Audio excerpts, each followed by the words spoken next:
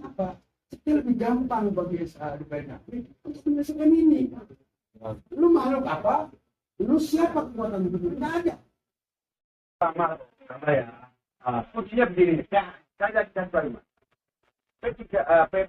Puripaksi ini dikelola oleh PT yang ilegal. Developernya sudah out of expired. Artinya kita nggak punya penguasaan. Seperti itu. Kalau jadi tinggal keputusan DPR. Itu aja. Jadi kita nggak perlu sebetulnya. Kita nggak perlu gini Pak. Kita tidak perlu melibatkan developer dan tidak perlu melibatkan PGA. Kalau jasa ini nggak ada. Ini salah hukum jasa ini nggak ada. Karena sudah dihapus, mereka ketakutan dihapus. Beberapa warga Puri Parkview mendatangi perwakilan pemerintah daerah DPRKP tanggal 12 Desember 2025 untuk meminta penjelasan masalah dan kendala yang dialami warga dari tahun 2012, diantaranya AJB yang tidak kunjung diberikan oleh pihak developer, buruknya pengelolaan yang membuat hunian warga semakin terbengkalai. Yang menjadi penyebab utama adalah tidak dibentuknya P3SRS murni bentukan warga. Pengelolaan PPJT yang ditingkatkan menjadi AJB, semua rusak Pak. Jadi apa yang kita mengharapkan? Lalu terakhir pengurusan. Kita bolak-balik yang tadi sudah disampaikan. Pertemuan kita ketemu dengan tapi tidak dipertemukan dengan developer sehingga kita tidak pernah ketemu, difasilitasi oleh PRKP. Selalu ada pertemuan tapi terpisah. Akibatnya ya itu kita mengalami hal yang seperti ini karena tidak pernah kita sampaikan aspirasi, keinginan, aturan mainnya, regulasi supaya mereka itu mengerti balikan kepada dinas PRKP sebagai departemen instansi terkait. Sesuai undang-undang yang berlaku menyatakan maksimal 1 tahun setelah bangunan terbentuk. Regulasi tersebut diatur dalam PP pemerintah, Permen, dan Pergub. Tetapi fakta kenyataan sampai hari ini tidak ada P3SRS warga sesuai ketentuan tersebut. Itu hanya 1 tahun dikasih paling lama kata-katanya, normanya begitu, paling lama 1 tahun sudah harus membentuk pergub. Bisa dibayangkan kalau 14 tahun. Apakah mereka tidur ini? Iya. Apakah mereka tutup mata? Tidak berhenti sampai situ. Ada PP-nya. Sekarang ini PP Permenman. Pergubnya sudah berganti-ganti pergub yang instruksinya sama. Hanya bisa 1 tahun. Mereka masa transisi itu untuk membentuk ketiga seri. Tapi ternyata juga enggak. Terus kemudian kita ini mau kemana? Tentunya kita berharap instansi yang bertanggung jawab terhadap pembinaan dan pengawasan itu adalah PRKP. Kita bertanya ke PRKP, kita minta bantuan PRKP. Tapi sampai hari ini 14 tahun penderitaan sama dari awal sampai sekarang. Kepada siapa lagi kita mau bertanya? Keluhan warga bukan yang pertama kali mendatangi DPRKP untuk kesekian kalinya sampai berganti pejabat yang berwenang. Nanti pejabat Pak. Sama dan kita berharap dengan Pak Murti dan Pak Asih, ada Kasubin. Hari ini pertemuan bermakna betul-betul menjawab persoalan yang kita sampaikan. Mungkin saya mungkin udah nangkep nih gambaran ya, gambaran dari permasalahan yang di apartemen di Parkview. Puri Parkview. Ya, mungkin selanjutnya dari Pak Suwanto, nanti mungkin sampai terakhir nanti ke Pak Budi. Perkenalkan dulu ya Pak, saya ini baru nih Mas. Saya benar-benar baru. Pak Mufti juga baru duduk untuk membidangi hal ini. Dan biasanya yang baru juga nggak dapat informasi menyeluruh Pak. Makanya maksud kami mengundang 3 itu untuk menggali permasalahannya yang menyeluruh biar kami juga nanti ke depannya itu ngambil caranya itu juga benar. Nah sebenarnya kami itu mengundang tim itu sebenarnya fokusnya karena yang menjadi concern kami itu adalah dalam rangka pembentukan P3SRS. Ya kan Pak? Ya. Karena kami menganggap kalau sudah terbentuk perhimpunan ini, nah perhimpunan ini punya senjata Pak, punya senjata legalitas. Nah, kemudian untuk menggedor yang lain-lain ini kalau udah perhimpunan ini bisa jalan. Ini begitu Pak. Nah ini yang datang banyak begini, ngomongnya jadi nggak fokus nih, tapi kita coba fokus satu hal dulu ya Pak. Kalau yang lain saya kalau Pak Mukti kayak apa juga masih belum bisa menyelesaikan, termasuk AJB dan lain sebagainya, karena itu panjang Pak. AJB nggak bisa jalan kalau pertelaan belum ada, pertelaan nggak bisa jalan kalau SRF belum ada, SRF nggak bisa jalan kalau memang permasalahan gedungnya belum beres, dan itu melibatkan seluruh instansi pemerintah, nggak ada DPR. DPRKP itu sebenarnya terimanya Pak kalau sudah terbentuk perhimpunan kan undang-undangnya begitu Pak Bos.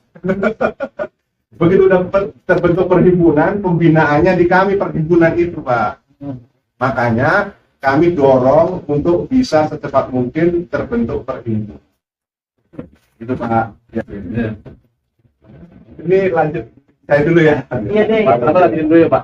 Nanti biar lain dan Ya Pak, makanya kemarin kan waktu ketemu saya, Pak, coba Pak, nanti saya ya, saya coba sama pimpinan cari jalan gimana nih untuk membentuk P3S ya, sesegera mungkin berbarengan dengan keluarnya dengan permen. Intinya kami sepakat ya dengan kami, tapi tadi saya diskusi ke Pak Mungkin beri kesempatan teman-teman saya lagi pada mau coba keluarin unek-unek gitu ya. Fokusnya tetap kita akan soal PDS, tapi teman-teman ini tetap nggak semua Pak, nggak semua, karena tadi penasihat sudah rangkumannya sudah Pak Romi sudah nyampaikan segala perilaku buruk yang dilakukan oleh developer. Terima kasih Pak. Mungkin dari Pak Budi Pak, izin Pak, silakan Pak tanggapan Pak. Assalamualaikum warahmatullahi wabarakatuh.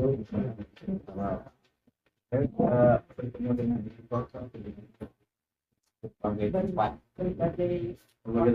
Saya tidak menyangka secara ini Bapak Ibu sekali. Salah banget. Jadi saya supaya singkat saja, kita hari ini masih ada di Bapak dan setuju dengan Pak bahwa kita ada terobosan regulasi bentuknya berbeda. Lembaga inilah yang kemudian kembali lagi untuk terkait dengan apapun, masuk mengambil alih pengelolaan. Nah, ini urgent sekali karena udah urusannya keselamatan, ya kan? Kalau udah keselamatan tuh hukum tertinggi dalam kehidupan ini namanya keselamatan. Semua regulasi itu bisa dilewati, mohon maaf saya bukan lawyer, tapi kita juga apapun ya, kalau udah ada kebakaran kita pikir tentang apa, tetangga lari kemana apa segala macam, pasti yang pertama kali kita lakukan gimana caranya. Lebih ke kemanusiaan mungkin Pak ya? Iya tentunya. Jadi itu aja Pak Mufti, barangkali kita bisa tentukan tahapan pembentukan PDRS sehingga kita juga punya bayangan apa 2 bulan lagi kita sudah punya lembaga gitu. Ya kan, jangan sampai kita pulang awang singawang lagi, awang-awang lagi. Nah, ya ini mungkin jadi ibadah Pak Mufti. Ya, assalamualaikum warahmatullahi wabarakatuh.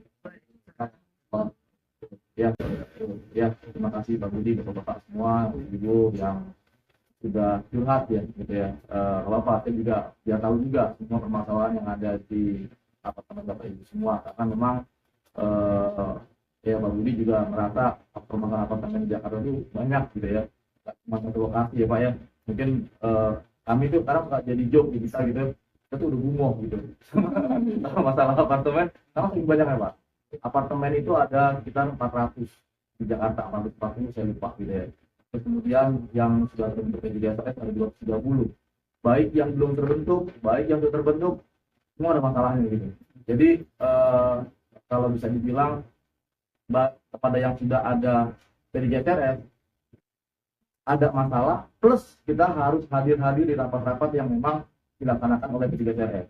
Jadi setidaknya itu kita setiap hari rapat di apartemen itu pulang kerja itu minimal 2 lokasi, Sabtu itu minimal 6 lokasi gitu. Jadi malam ini kita juga ada 3 lokasi Pak, gitu. Ada 3 lokasi. Hanya Nggak kebayang nih kalau ntar ternyata 400 apartemen itu sudah punya P3SRS. Itu jadi dinas sendiri ntar sini Pak. Untuk ngurusin apartemen. Gitu. Ya itu yang pertama gitu ya. Yang kedua semangatnya saya selalu mendorong gitu ya, pada siapapun pihak-pihak gitu ya yang memang belum terbentuk P3SRS, apartemen yang memang belum terbentuk P3SRS untuk segera mendorong untuk didorong, apalagi dengan terbitnya Permen PKP 4 tahun 2025 ini sebetulnya proses pembentukan jauh lebih bisa dipermudah tadi ya, dengan fasilitasi tadi yang disampaikan oleh Pak Julius, ada surat permohonan dengan waktu 14 hari gitu ya. Nah, itu sudah lebih dipermudah dibandingkan memang sebelumnya, karena sebelumnya memang kadang kita harus berkali-kali bahkan 10 kali memanggil developer untuk hadir, dan memang biasanya yang memanggil itu akhirnya ujung-ujungnya dari wali kota gitu. Nah, beberapa kali juga kami lakukan di wilayah-wilayah yang lain, wali kota itu kemudian membuat rekomendasi untuk pencabutan izin usaha gitu ya, yang disampaikan kepada PTSP, tetapi pada praktiknya lagi-lagi PTSP nanti akan melakukan pembinaan terhadap izin usaha yang bersangkutan. Nah, ini yang sinkronisasi terhadap kinerja dari para pelaku di perangkat daerah pun juga mungkin harus menjadi daripada prinsipnya harus demikian. Namun hal yang mungkin harus dipahami oleh Bapak Ibu semua, kami gitu ya, meskipun Bapak Ibu melihat kami wajahnya masih imut-imut gitu, semua masih muda, lebih muda daripada Bapak Ibu semua, karena tapi pada prinsipnya kami karena diamanatkan oleh undang-undang, diamanatkan oleh Pergub, kami diminta untuk sebagai pembina, artinya orang tua dari seluruh apartemen yang ada di Jakarta gitu ya, orang tua dari apartemen yang di Jakarta, baik itu kepada pelaku usahanya, pelaku pembangunannya, P3SRS-nya, atau juga bagi Bapak Ibu selaku pemilik dan juga penghuni. Dan kami akan berusaha senetral mungkin gitu ya, terhadap apapun permasalahan yang terjadi gitu. Cuma memang seringkali persepsi dari masing-masing para pihak itu menganggap kami berpihak gitu ya. Kadang dari pemilik penghuni menganggap kami berpihak pada developer. Dari sisi yang lain developer menganggap kami berpihak pada pemilik. Itu bagi kami udah hal yang lazim lah, tapi sudah cerita kepada Pak Budi, itu kadang ada trik-triknya mereka. Kadang kami lagi jalan dipukul dari jauh, salaman, ternyata foto ditebarkan gitu. Nah itu udah hal-hal yang kita sering alami. Kita dijadikan objek gitu ya untuk menjadi isu-isu yang dimunculkan di kalangan para pemilik gitu atau para penghuni, bahwa mereka punya sisi kedekatan gitu dengan kami, padahal itu nggak benar gitu. Padahal ya kita semua kami berharap bahwa Bapak Ibu mengetahui bahwa kami akan berusaha dan mungkin. Lalu kemudian tadi terhadap permasalahan-permasalahan yang memang dihadapi oleh Bapak Ibu, Pak Soeharto, Pak nanti mungkin tolong dikumpulkan Pak dari selama tahun 2020 ini terhadap rapat-rapat yang sudah dilakukan oleh Dinas Perumahan gitu ya, mungkin bisa teman-teman tim Pak Aryo dan Mas Kirom notulen-notulennya seperti apa yang permasalahan sudah ditindaklanjuti, lalu apa aja yang memang kemudian masih terhutang dalam proses dalam catatan tindak lanjut dalam notulen tersebut. Semoga itu nanti bisa kita lanjuti dalam waktu-waktu yang kemudian. Terus kemudian yang kedua, menyikapi terhadap permasalahan-permasalahan yang Bapak Ibu hadapi, nanti kami coba akan panggil di pelaku pembangunan dan juga di pengelola gitu ya, bersamaan juga dengan SKPD terkait gitu ya. Mungkin kami akan mengundang Pak Nanto, nanti mungkin tolong jadwalkan rapat gitu ya dengan utama BPN. Jadi kita coba akan cek terkait dengan status HGB-nya apakah berlaku dan nanti sampai kapan. Lalu kemudian dengan Dinas Karya gitu ya, dan PTSP serta Damkar untuk mengecek terhadap status SKK, SLO dan juga terhadap SLF-nya sudah sampai mana, terakhir seperti apa, apakah dilakukan perpanjangan gitu ya. Kemudian juga nanti dengan PTSP dan pada BPN ini juga kita akan menanyakan terkait dengan uraian pertelaan gitu ya. Uraian pertelaannya juga apakah sudah ada di sana atau belum. Lalu kemudian nanti juga kita akan mengundang juga teman-teman dari Sudin, dari Wali Kota gitu ya, juga dengan dari Biro Hukum, Biro Pemerintahan, Biro PLH, dan juga mungkin tadi terkait dengan masalah persampahan juga coba nanti Pak bicara juga dengan Dinas Lingkungan Hidup gitu ya, terkait dengan kepala seksi kecamatan di sana, kira-kira apakah memang itu dilakukan pengangkutan sampah dan apakah retribusi dibayarkan atau tidak oleh pihak pengelola gedung di sana.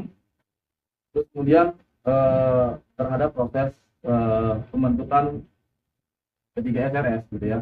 Jadi memang tadi Pak Yudis bertanya, apakah memang ini prakteknya bisa dilompati gitu ya Pak, yang sudah dilakukan pada tahun 2022. Nah, karena 2022 itu masih mengacu kepada Pergub 70 tahun 2021, perubahan kedua terhadap 32 tahun 2018, maka ini nggak bisa Pak, izin. Jadi memang karena norma yang terbaru itu ada di Permen PKP 4 tahun 2025 yang terbit tanggal 22 April 2025. Dan banyak sekali hal-hal yang berbeda